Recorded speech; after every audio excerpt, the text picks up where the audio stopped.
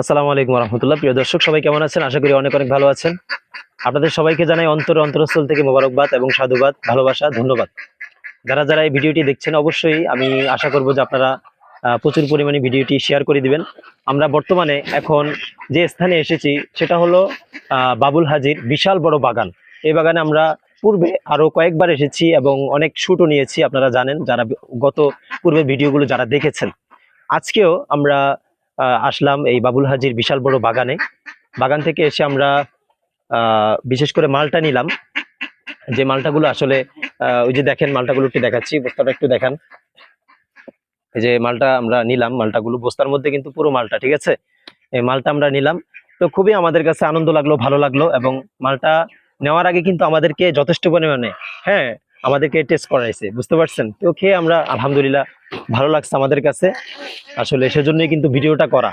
আসলে সবাই কিন্তু জানতে চায় আসলে যে নিলেন জিনিসটা আসলে ভালো না খারাপ। কিন্তু আমরা খাইছি, অনেকগুলোই খাইছি, প্রায় অনেকগুলোই খেয়েছি আমরা। সবগুলোই আলহামদুলিল্লাহ মোটামুটি ভালো ছিল, মিষ্টি ছিল।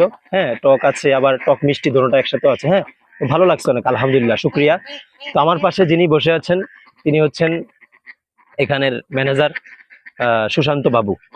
সুশান্ত বাবু দাদা এখানে বসে আছেন, উনি হচ্ছে আমাদের ম্যানেজার এই বাগানের, অর্থাৎ এই বাবুল হাজি বাগানের ম্যানেজার হচ্ছে উনি। তো ওনার জন্য সবাই বিশেষ করে, খাস করে আপনারা বেশি বেশি করে দোয়া করবেন, ঠিক আছে।